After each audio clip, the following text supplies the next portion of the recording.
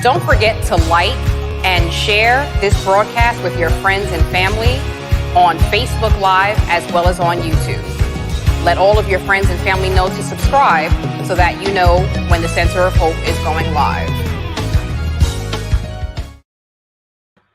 Well, welcome to Real Talk. If it's Monday night and it's 9 p.m., it's time for Real Talk. I'm your co-host tonight, Bishop Mitchell Taylor, and I'm so glad that the Real Talkers are ready to go. We're ready to go on tonight. We're glad that you're here, and we hope that you enjoy this conversation on tonight.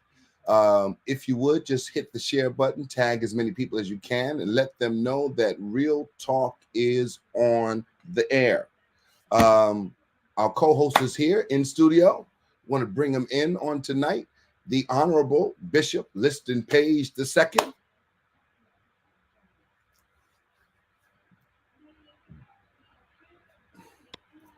Good evening, Real Talkers. Good evening, good evening, good evening. Bless you, Bishop. Bless you, sir. Certainly grateful to be on tonight, another Monday night with the Real Talkers in the house on Facebook and YouTube. I see all the Real Talkers gathering in this evening from YouTube and Facebook. And I'm just glad that we're here and that we're ready to go. Bishop, what's going on, man? Man, just working hard, trying to make it. Working for the king. Working for the king. Okay. Well, that's good. That's good. It feels like we're both so busy. The only time we get to recircle the wagons is on Monday night with the Real Talkers.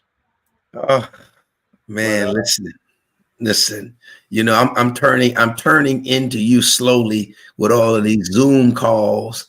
I just got up a Zoom call teaching some leadership, a group out of Ohio, and get right off that Zoom call and come back here to be with you, which is a joy every Monday night. I look forward to this, me and you hanging out on Monday nights. But man, I'm turning into you now with all these Zoom calls. Yeah, man, nobody can reach you. I'm getting complaints from all over the country. So I can't reach you. Listen, I said, well, listen, he's somewhere around the globe.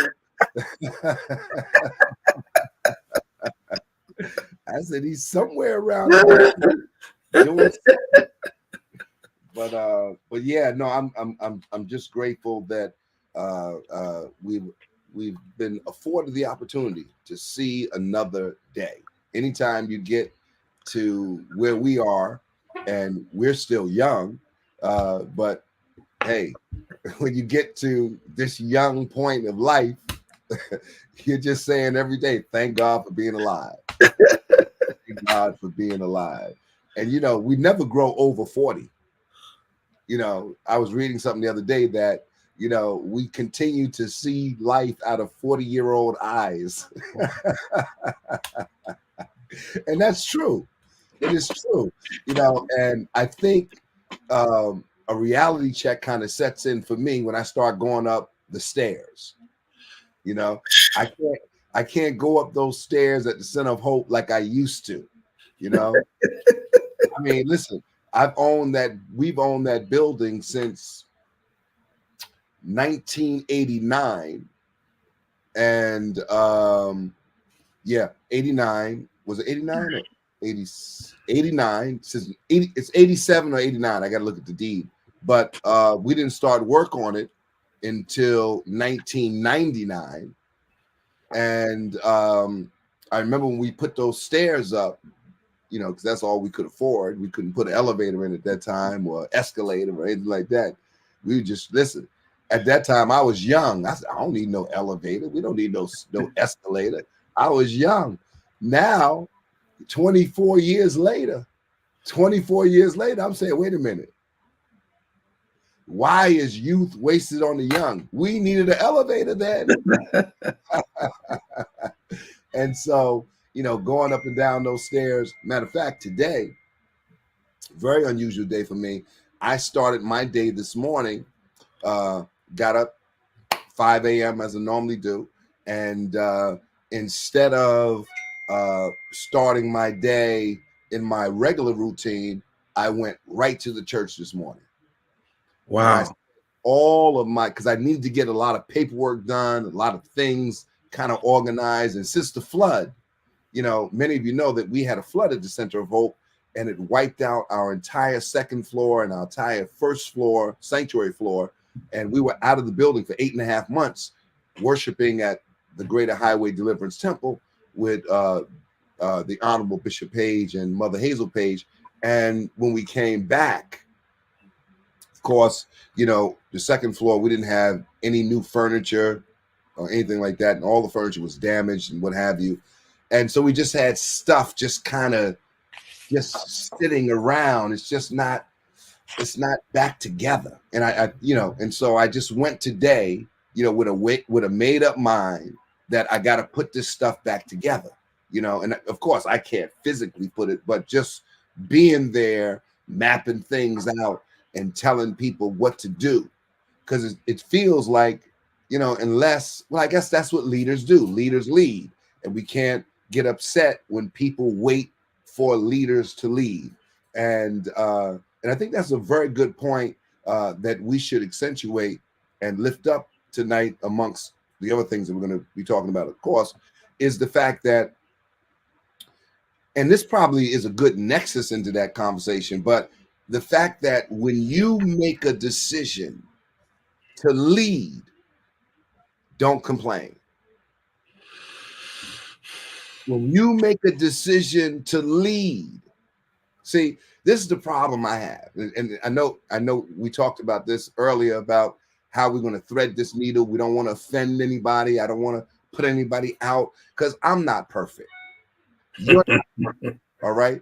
I'm not the poster child for anything, okay? But when you made a decision, because I know God called you, I know he put his hands on you, and he pulled you out of darkness into this marvelous light. I know he anointed you in the middle of the night, and you start speaking other tongues and seeing visions and prophesying and what have you. And now that you're in the position, now that you're in the place, now we want to talk about and complain about our responsibility and our disciplines.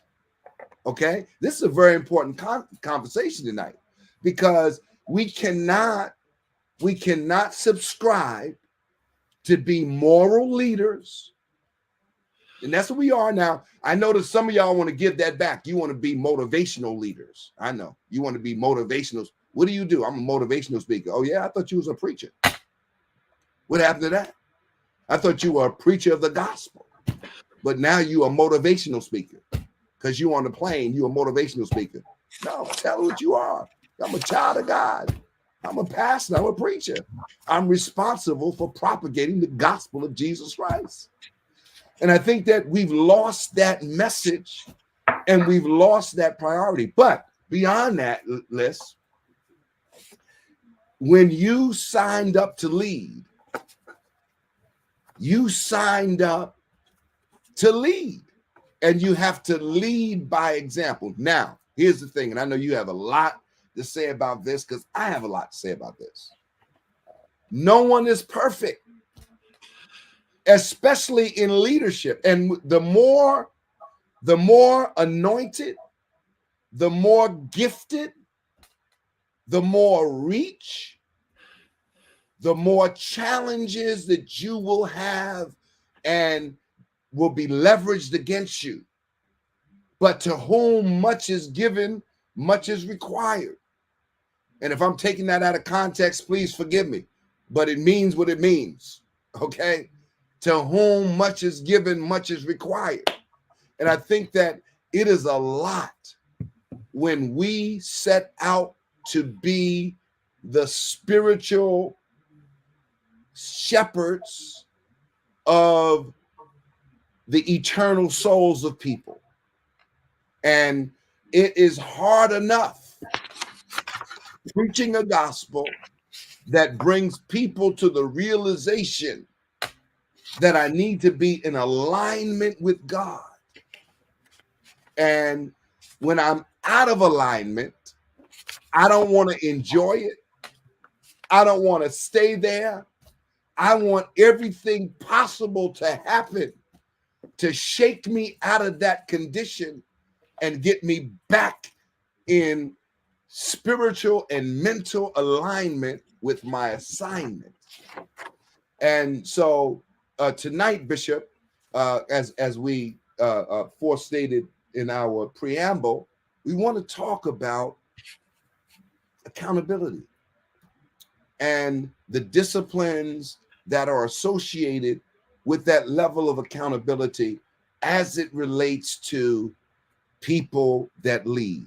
Now, I'm going to put a quote out that I don't necessarily agree with, but I'm going to put this quote out because it was said by a very famous person. They said, leaders don't ask permission to lead.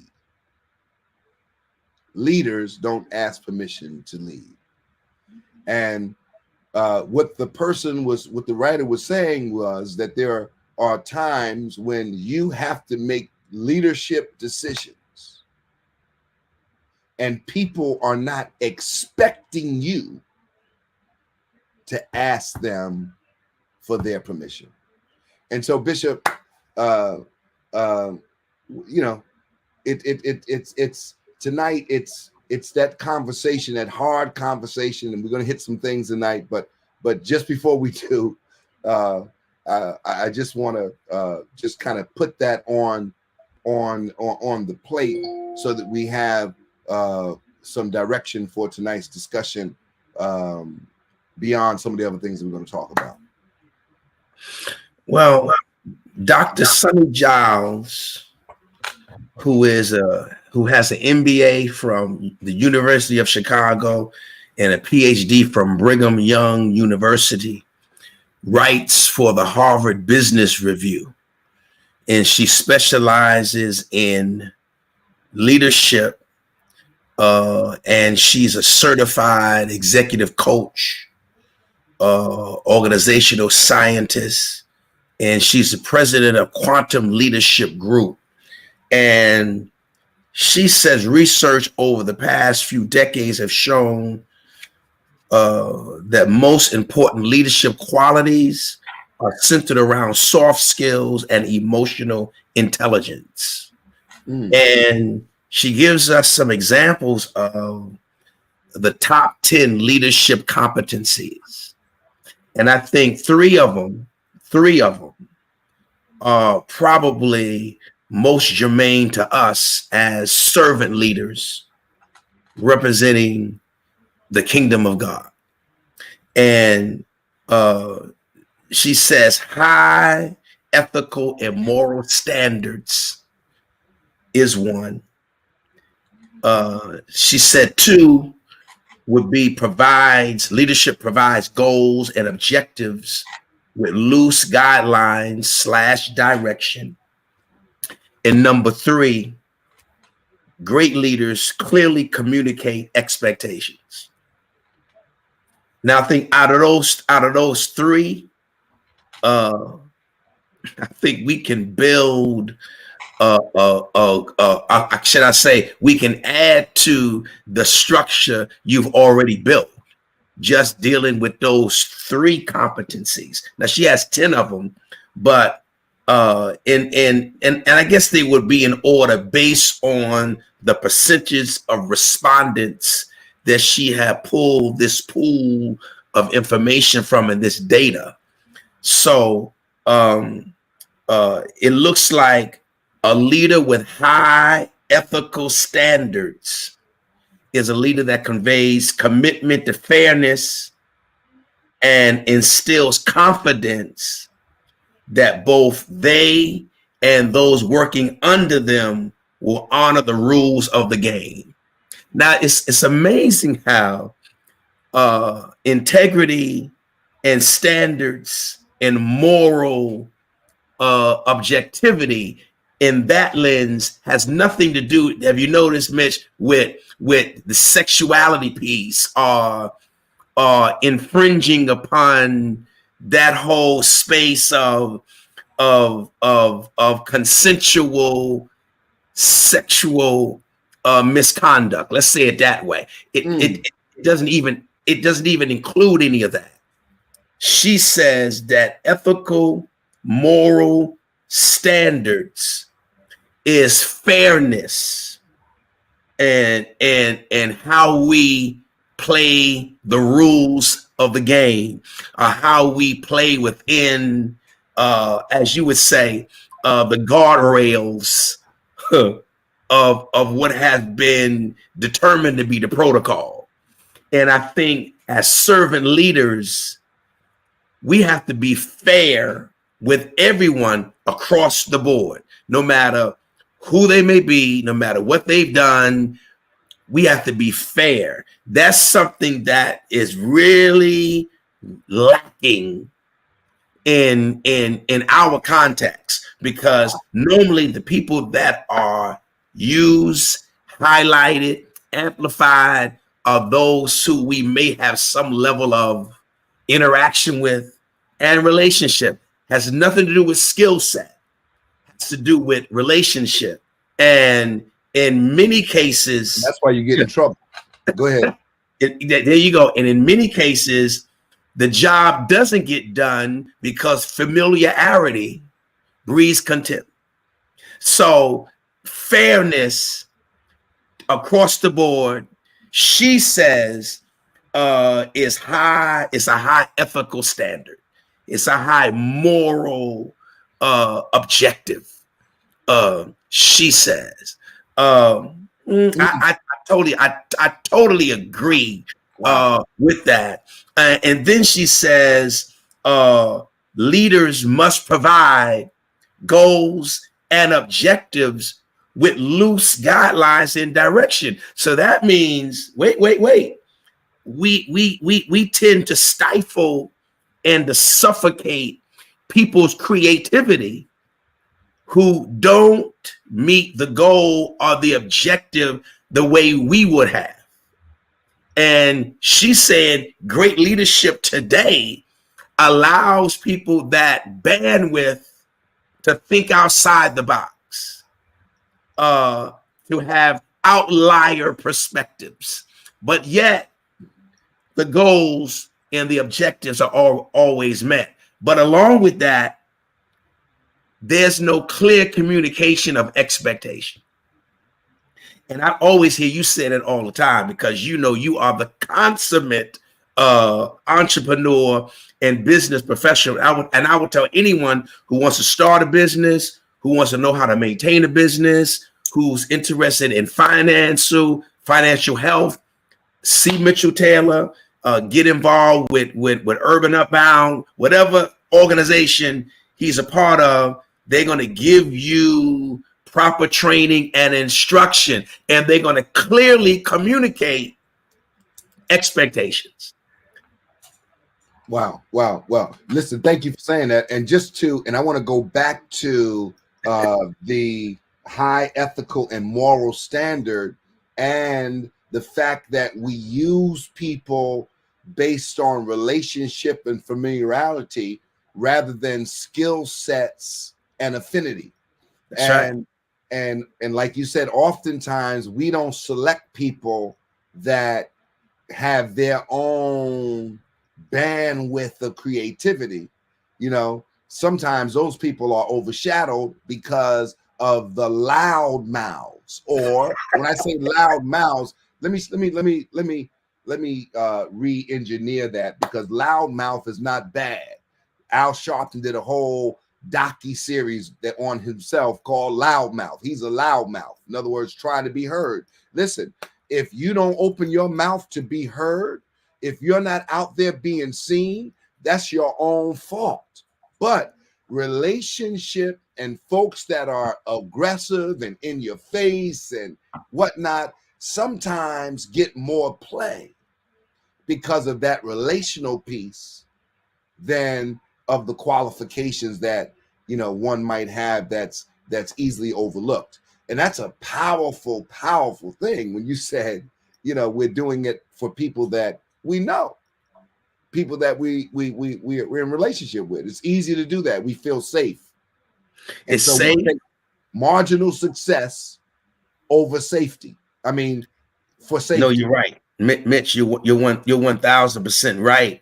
And when we start talking about let's say soft skills, you know, most people don't have soft skill sets, which are problem solving, communication, adaptability, critical thinking, time management, interpersonal relationships. Let me tell you something about what I found about people that are aloof, disconnected from the group, don't understand community. That is a problem in the context that you and I work. Now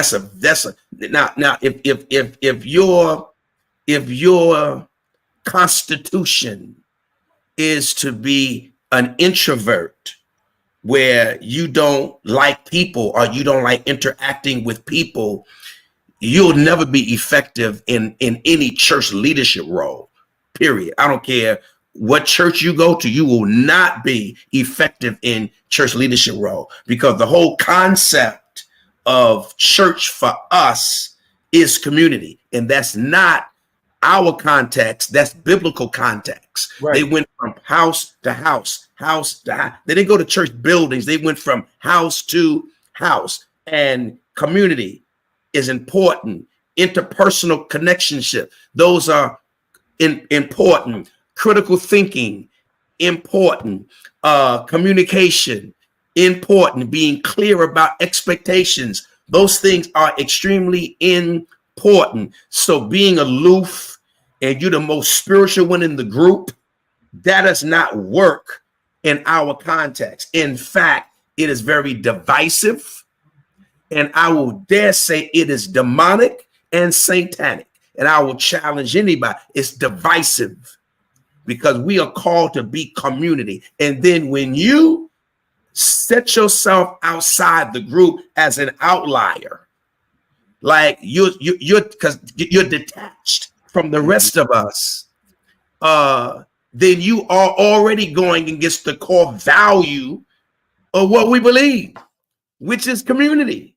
So I have a real problem with that concept. And then the other piece that I think that we miss sometime, Mitch, is the adaptability, being able to adapt. I think you and I, if the truth be told, I think you and I are pretty good examples.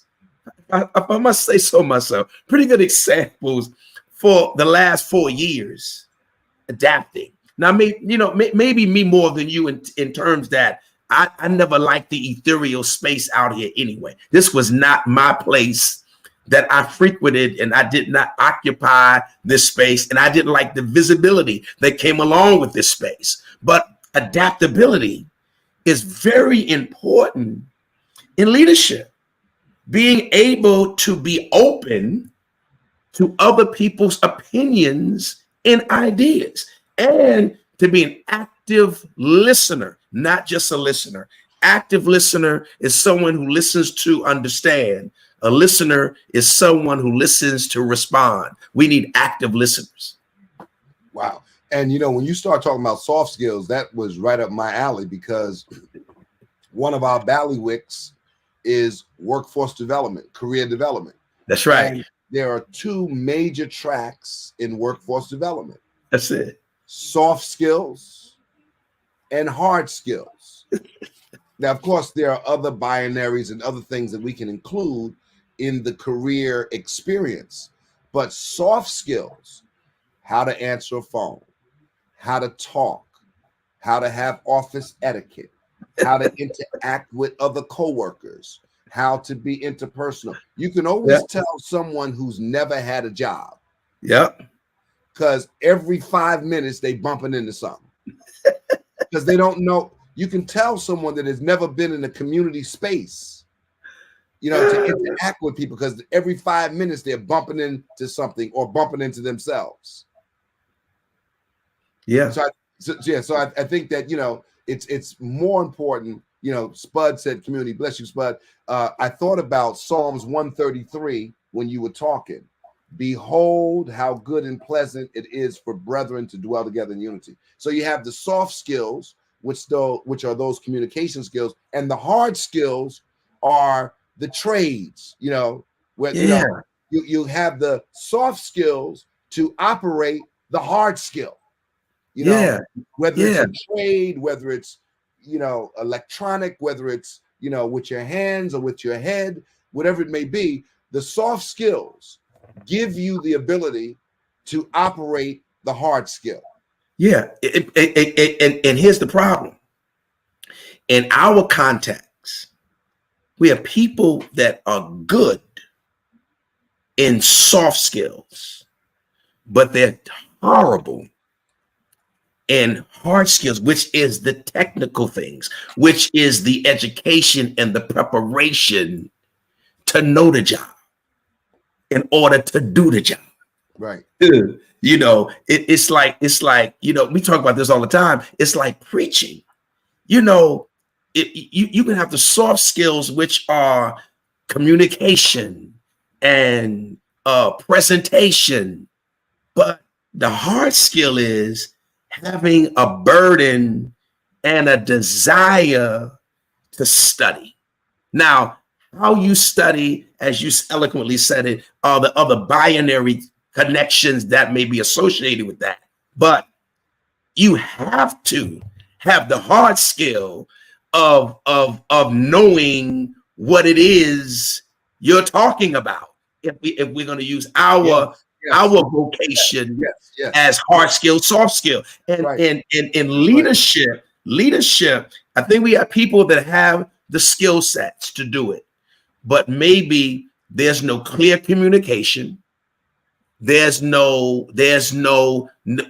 clear expectation given to them, and maybe they come to the, how can I say it? They come to the assignment with presuppositions on what the assignment entails, and they don't have the flexibility or the adaptability to go outside their presupposition.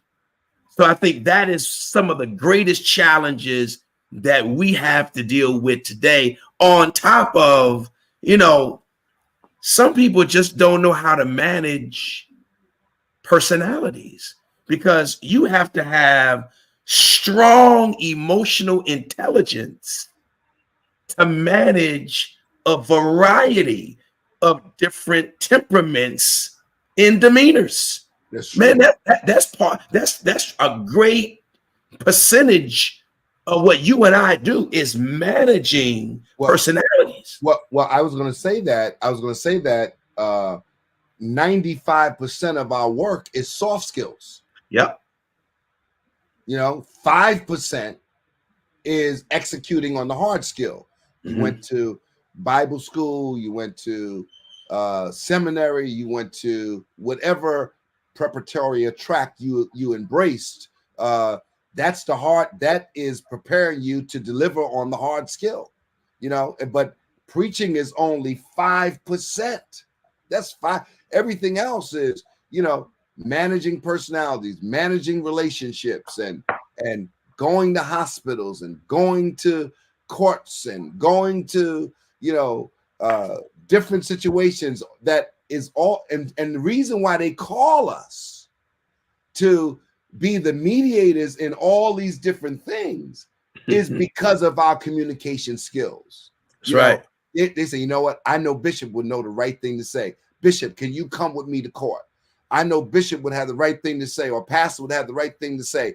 Can you come with me to this situation? Because I know you would have the right thing to say. So they look to us for that communication, you know, that they looked, I mean, you know, years ago, historically, you know, the preacher was the most educated person out of the group. He knew how to read. He's the one who stole off, and some white lady taught him how to read and whatnot. And he came back and was teaching the other slaves how to read and what have you.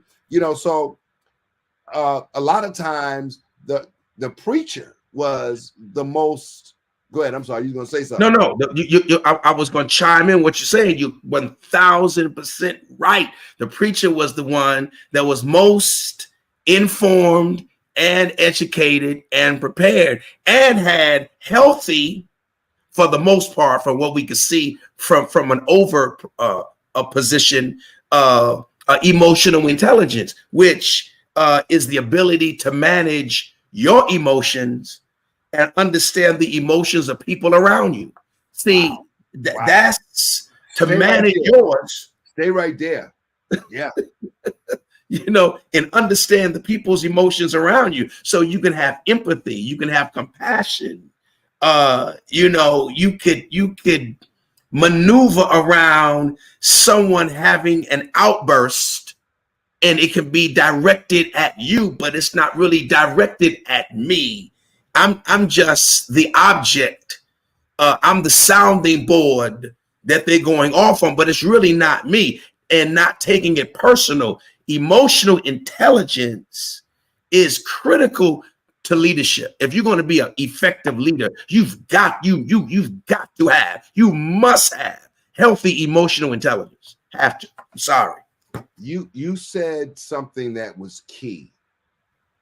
Dealing with all the other emotional responses that people have, being able to manage yours while managing theirs, and understanding. That's when you said that, I saw myself in 5 different situations that I didn't exercise emotional intelligence in, where someone else's emotions were sparked and something was said to me, and instead of me understanding their emotion, I did not discipline my emotion, and I said, like, so what are you talking about? Well, you know what happened too, though, Mitch? I wouldn't say, and this is just me now, me and you talking. I wouldn't say that's a bad thing. I'm gonna tell you what happens with us, and I can talk for us because of our closeness. We're triggered by a lot of stuff. That's true. That's true. That's true. That's true. That's why we need emotional intelligence. We triggered. I mean, and that's why I try to stay out of certain conversations and certain meetings, because you're gonna trigger me, and I'm gonna act out of character. I already know I'm gonna act out of character because I don't really like you anyway. So it's going to create. I'm already irritated with you from the door. And now, come on, and if we honest, there's some people, when we see them, we have to, Lord, help me with this today. I've got to maintain my emotions. And then we shouldn't let anyone, and it's easy to say, don't let anyone get under your skin. That's easier said than it is done. And the easiest way to do it is to stay away from people that can be your trigger. That's true. But part of emotional intelligence, if you go through it, it talks about self-awareness. See, that's something that's deep right there. Self-awareness, self-regulation. I know me. And since you know me, and you know yourself, rather, you know what's good for you and what is not. So it's not a weakness. It's not a deficiency. Being self-aware becomes your safeguard. That's right. And then that helps you self-regulate. But I don't think anyone can be effective in leadership and in life without a healthy emotional intelligence. No, I totally agree with you 1000%. And speaking about healthy emotional intelligence and your first point, high ethical and moral standards. Now, in our context, I know the first thing people are thinking about is sex. That ain't all it is. It's your dirty minds. It's your think you cute self. It's your superiority complex. It's your inferiority complex. One is just as bad as the other. But when we talk about high ethical and moral standards, this is from the Harvard Business Journal. This is not from the Christian Journal. I thought when you prepared for the night, you were going to prepare from the Christian Journal. Huh? What's your problem? You're supposed to be a biblical idolatress. What's your problem? Stay in your lane. But here you are pulling a secular journal and trying to incite spiritual guardrails for leadership, which means that, leadership shares,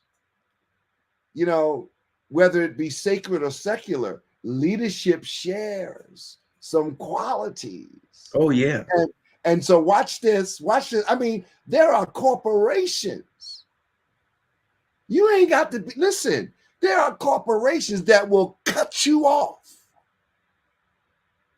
Listen, we've seen this. What about the young man that had the altercation with the woman that went public? The young man that was the star of the Creed 2 movie or whatever it was, the boxer. I forgot his name right now. Someone put it in the comment section for me. But he got into the altercation with the woman. It was publicized. It was caught on film. And guess what? Marvel Comics canceled it. You know what I mean? Yeah. He start losing all of his. In one, listen, you got to be. There was an opportunity to exercise emotional intelligence. He wasn't emotionally intelligent then.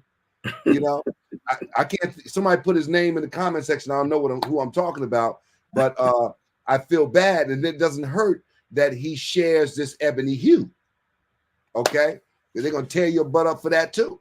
So I think that emotional intelligence is such a powerful thing. But now I don't want to lose this. So emotional intelligence, high ethical moral standard from the Harvard Law Journal, Business Journal. So in our context, Bishop, listen, I guess when I started out, it was Jonathan Majors. Thank you, Talisha. Thank you, Alicia.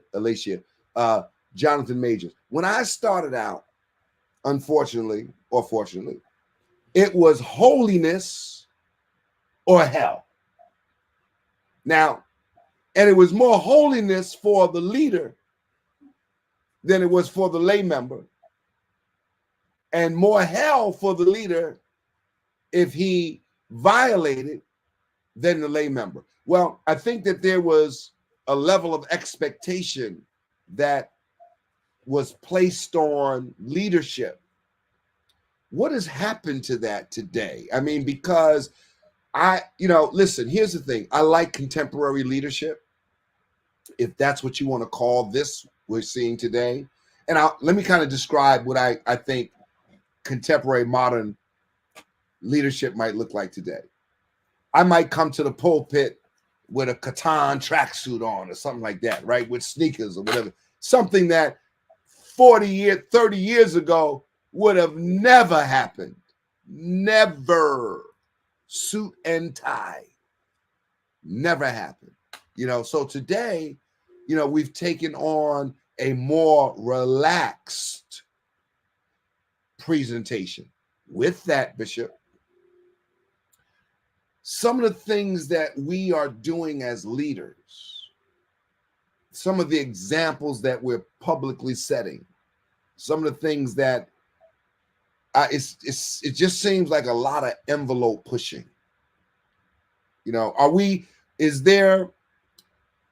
How can I say it?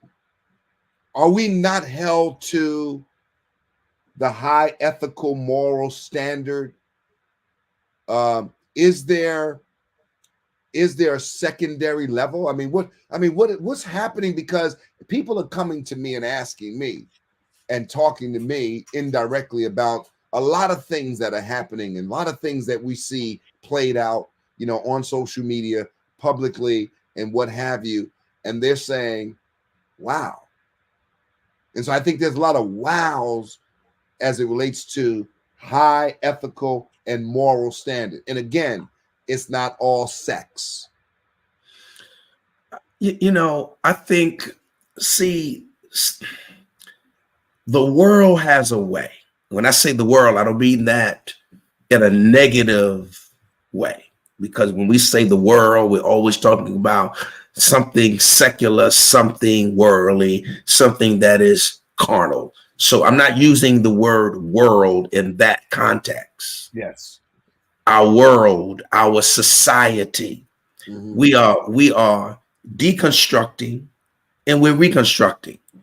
We're redefining social behavior today.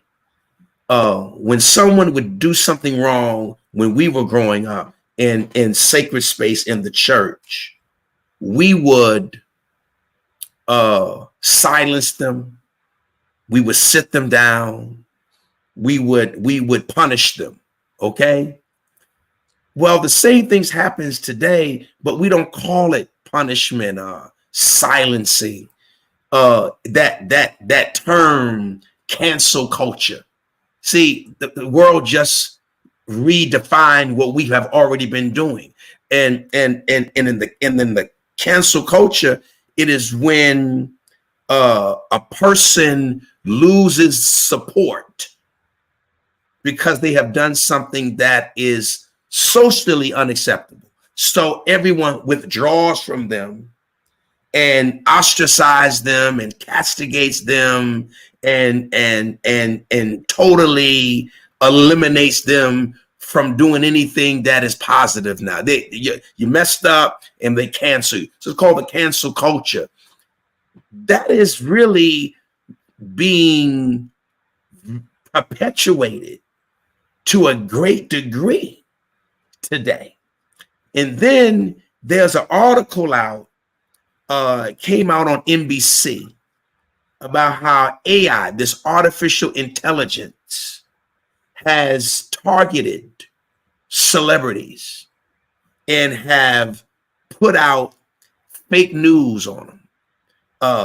AI has come up with pictures and Photoshop them places where they actually weren't.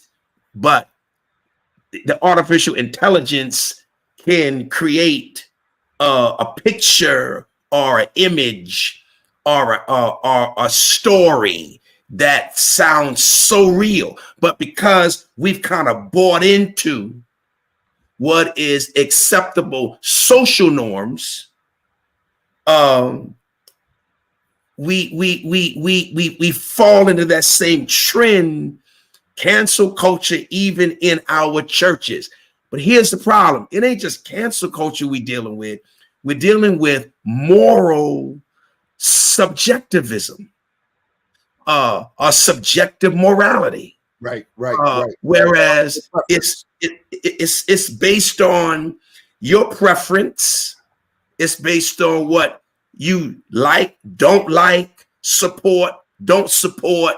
And that has never been the context of the Word of God. The Word of God has given us clearly directives on who to correct, when to correct, how to correct, and how long they should be corrected. The Word of God gives us that.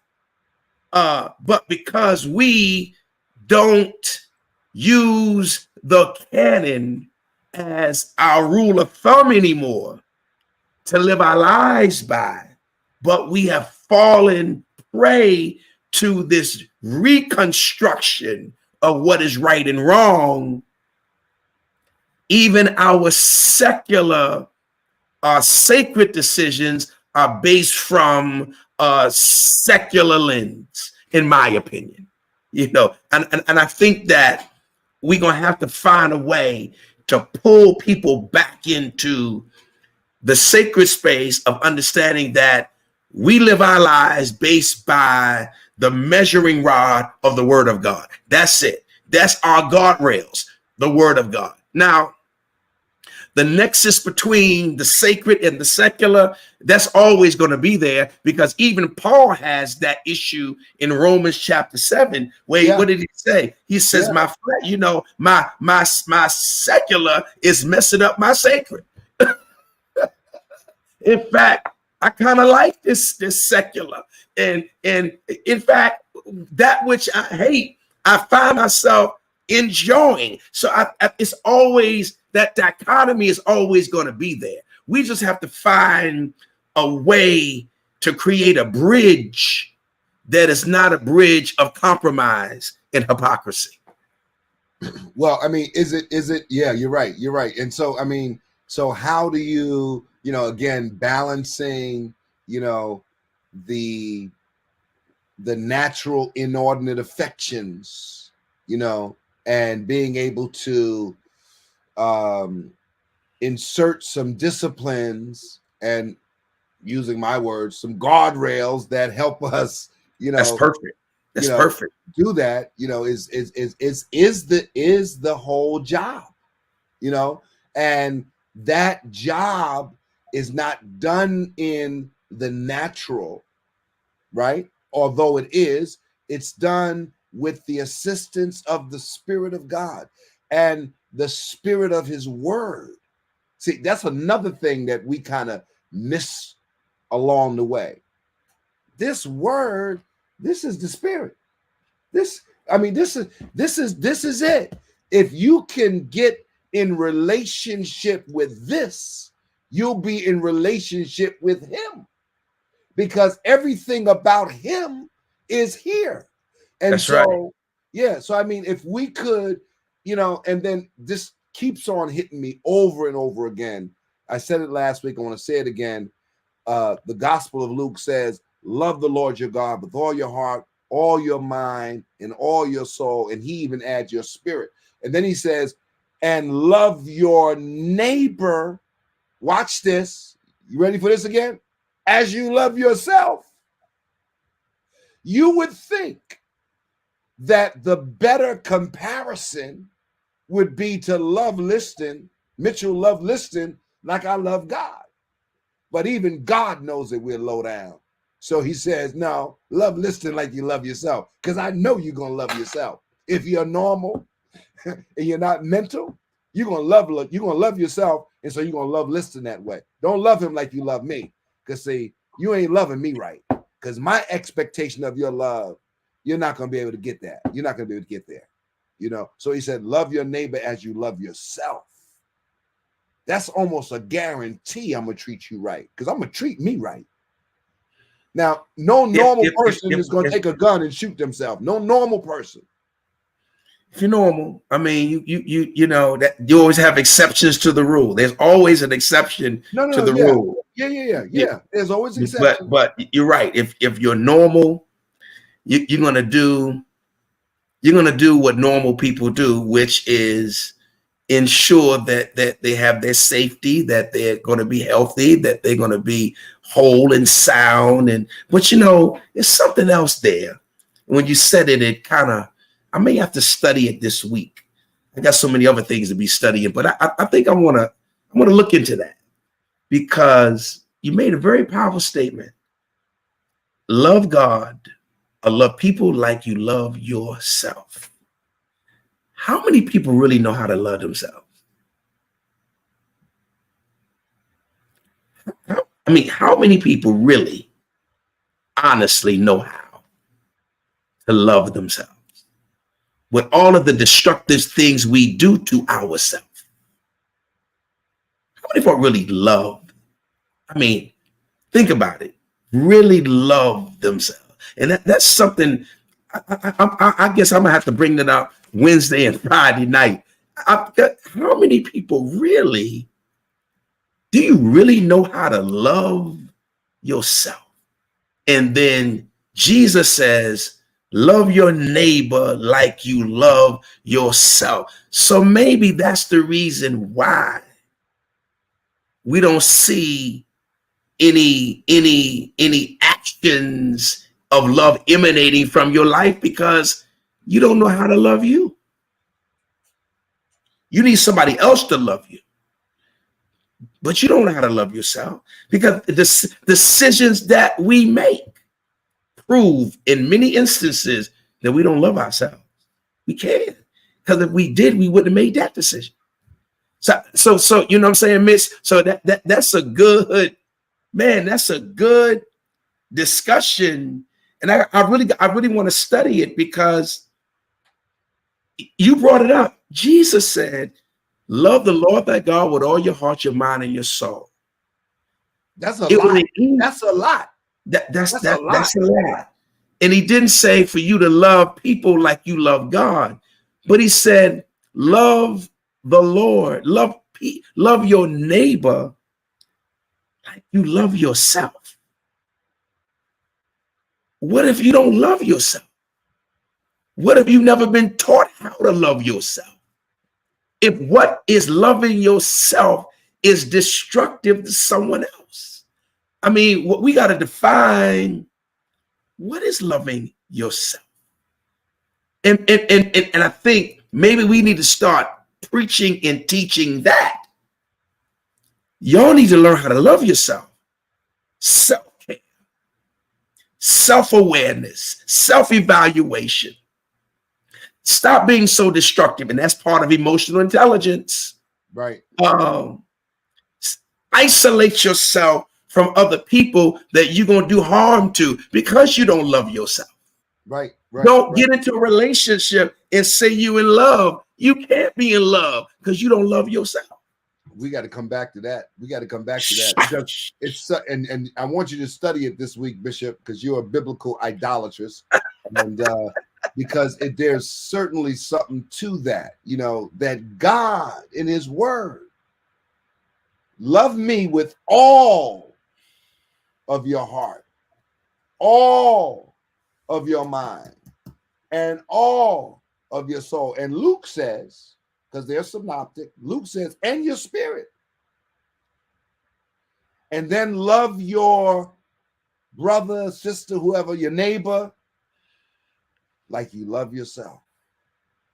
And trust me, God, I believe the writer is saying that to ensure that your neighbor gets the best love. Man, but think about it. It's deep. Man. Yeah, it's deep. It's deep. Smoking a cigarette. You love smoking cigarettes. But that's not the context, though. The context is that the thought is that you're going to take care of yourself. Even so, listen, smoking a cigarette to someone may be a form of self-love. Listen. That's my whole, but the statistics say cancer. It's cancer. That's my whole point. Is putting stuff in your body that statistics say is bad for you. Right. But you can't love me like that, because that means you're killing me. Yeah, but that's my whole point. I get you. But that's not the spirit of what was trying to be relayed. Although I understand what you're saying, because if you don't love yourself, it is impossible to love others.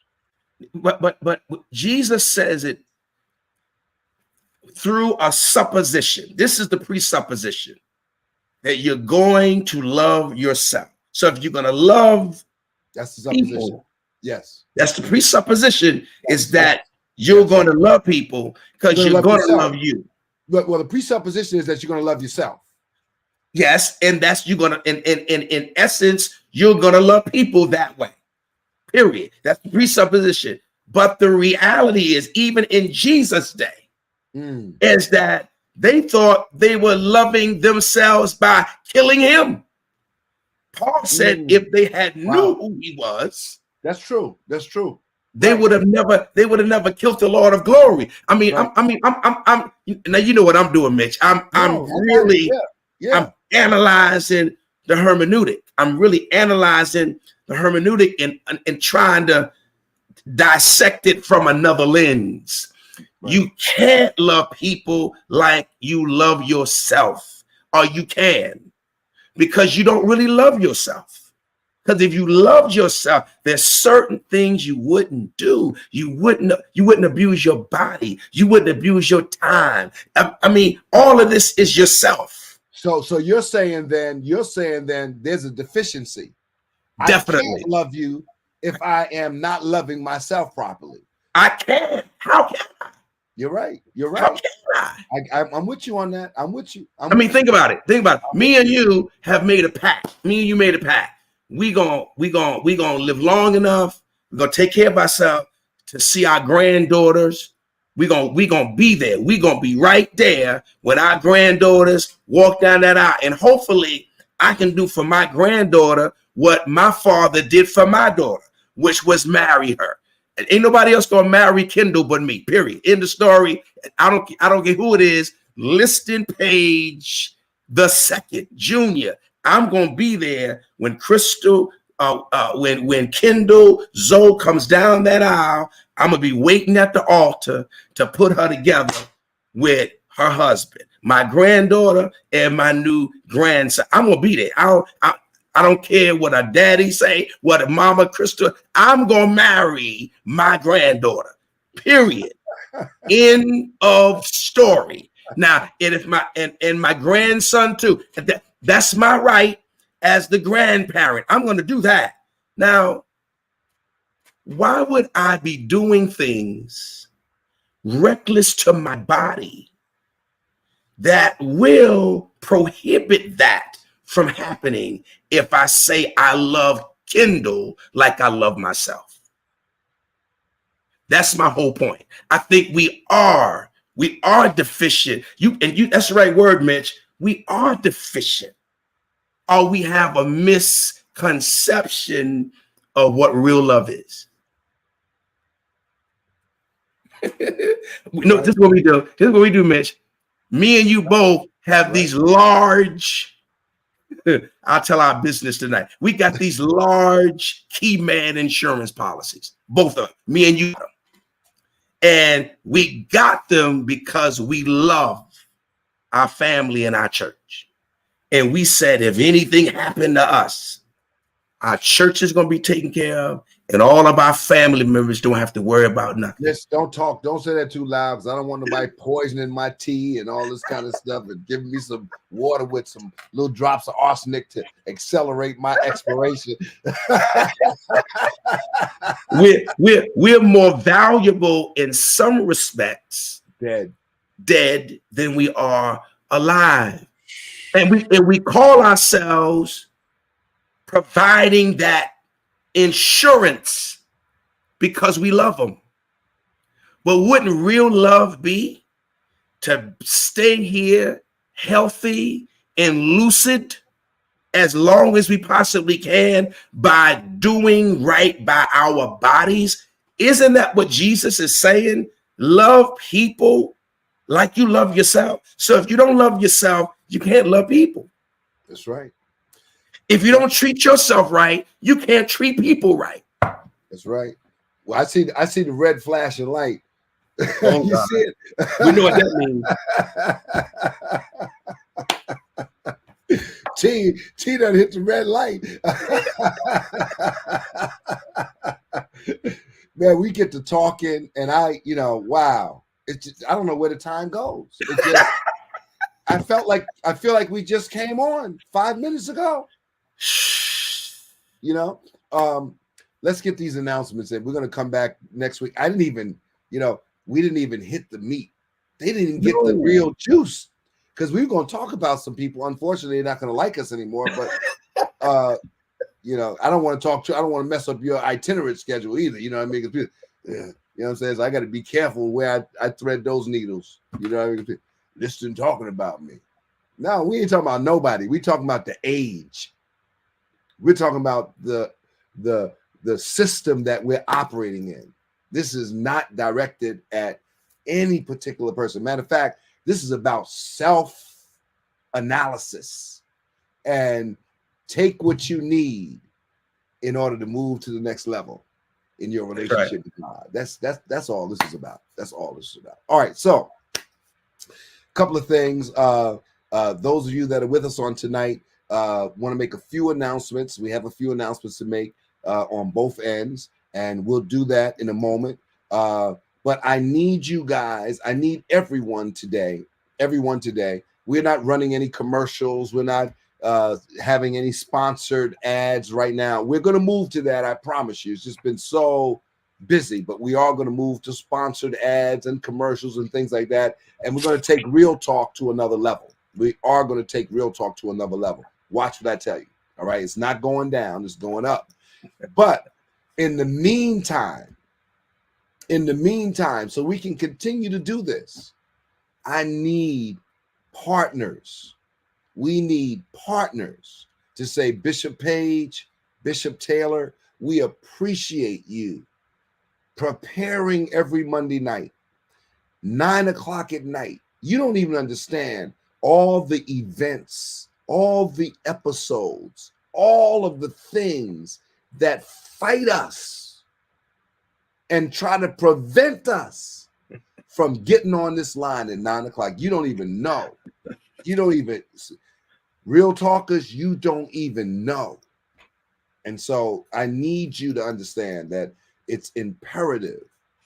It is imperative that you assist us in continuing this dialogue and really making Real Talk the conversation caveat that people are embracing in these days and times. So I want to ask everyone tonight to participate, but I always believe there's at least 20% of the people that will do for you what you need them to do on tonight in order to make this conversation a success all around. So I'm going to ask those 20%, those 20%ers on tonight to bring us to a place of solvency, a place of relevance financially. We don't go off on finances on Real Talk, but there are some points in time where I have to remind you that the bills have to be paid. Okay. And so I want to ask you on tonight, and I'm only going to ask 20 of you to do this because I think I can get you to do it. I want 20 of you to sow a seed of 40 on tonight. Just 20 people tonight to sow a seed of 40 quickly. I'm 1, Bishop is 2. So there's 18 more that will sow a seed of 40 tonight. And I'm going to count them as you put done in the comment section, whether you're on YouTube or whether you're on Facebook. I want you to start with the $40 seed tonight. Only 20 of you, just 20 of you, myself and Bishop Page are in the 20. So we already gave, and there's 18 more that I'm asking that will join us on tonight in sowing that $40 seed. And while we're doing that, the ways to give are on the screen. And while we're waiting for you to populate the comment section and to let us know that you've given that seed, those other 18 people, while we're doing that, I want to make our announcement so we can do that at the same time. Okay. All right. So Bishop, on Wednesday morning, this is very exciting for me. Wednesday morning word. Sanctuary opens up at 5 a.m. We start the ministry of the word at 6. Please take a picture of the passcode, all the information there. Secondly, Wednesday afternoon at 12 noon, we are in prayer. But this Wednesday, there will be no prayer in person because of our concert for college. This Wednesday is big for us. Big for us. We've got our special guest, Bishop Hezekiah Walker, and the Love Fellowship Crusade Choir, along with the PS 111 Gospel Choir, along with the Kohai Praise Team featuring Dawn Tallman and Peter Keynes. Thank you so much, Bishop. It's going to be a tremendous concert. We have the Chancellor of the New York City. Thank you, Kevin Defoe. We have the Chancellor of the New York City school system that will be our special guest, along with a slew of principals, superintendents, educators. And then I don't know how we're going to get all these people inside this auditorium. We've got 780 some odd seats. Listen, get there early. Those of you that were able to get the VIP seats, you're going to be right up in the front, and it's going to be a great, great time. We've already raised. Let me just check my notes on how much we've raised here so far. If I had a drum roll, I could. Let me tell you what the figure is. We've already raised $187,000. Wow. For this concert. 187,000. 187,000, okay, has already been raised. And I want to thank the Center of Hope for selling those tickets. Oh my God, you guys are the best for really getting those tickets out. And I'm excited about that. Thank you. Every dime, because we already paid for the venue, already paid for the artist. None of this $187,000 is going to Hezekiah Walker. None of the $187,000 is going to venue. None of the $187,000 is going to any of the other artists. Every dime is going to the children's account. We already raised the money to pay for Bishop Walker and to pay for the school and to pay for all those other things. So every dime that we raise, selling tickets, giving donations, is going to our children. So thank you. All right, thank you, Barbara, for your seed. I need 15 more people to sow that seed of 40 on tonight as we're talking. Then on Wednesday at the Highway Church, we have, Bishop, you can describe it. School of the Bible. The flyer is right up there. You can see it. That's every Wednesday night at 7:30, right, Bishop? 7 p.m. Oh, 7 p.m. All right, I'm looking right at the time and can't even read. 7 p.m. 7 p.m. School of the Bible. And then on Friday night, you have something else? Friday night encounter. That starts at 7 o'clock. Wow. Listen, you're the hardest working man in show business. Don't try it. So meet Bishop Page. Beautiful flyer. Please meet him on Friday night for the Friday night encounter. Okay, listen, this has been great, Bishop. Any final remarks or words of wisdom that you want to give the Real Talkers tonight before we shift? Well, Mitch, I want to applaud you, man, for all of the hard work you do in the community for children, for young adults, for seniors, for the aging community. Your ministry touches all different age brackets, and you have shown yourself to be one that you're doing the work. You're not just talking, you're actually doing the work. And in this climate that we live in, to continue to be innovative and continue to invest your talent and your resources, man, you should be applauded. So everyone on the platform tonight, you should sow towards every endeavor that the Center of Hope has, that Bishop Taylor puts before us. If you're anywhere in that area on Wednesday night, you need to go and support the concert. If you can't support it, buy a ticket so we can give tickets out that are already paid for people to come, because I want to know that building is standing room only overflow with people there, because this money is going towards the education of our young people who are coming behind us. They're succeeding us. And this next generation is going to have to be educated and prepared, because that's the space that we're in now. Education is vitally important. So, Bishop, I want to applaud you for that. I really do. Well, thank you, Bishop. Thank you so much. I want to thank all the Real Talkers tonight for the seeds that they've sown thus far. those of you that are sewing but you haven't posted, please post in the comment section done so that we can acknowledge you on tonight. Bishop, thank you so much for your deposit on tonight and for every Monday night being a academic specialist as it relates to, you know, our conversations and the things that we try to bring to the people of God. So that's all I have on tonight. And we've done what we plan to do. And so Real Talkers, that's it. That's it. So as I say every Monday night, anytime I sign off, I took this from Thomas Cook, the president of the King's College, and he said these words, and they blessed me from a little boy to this very day. Walk with the King today and be a blessing. We'll see you next Monday.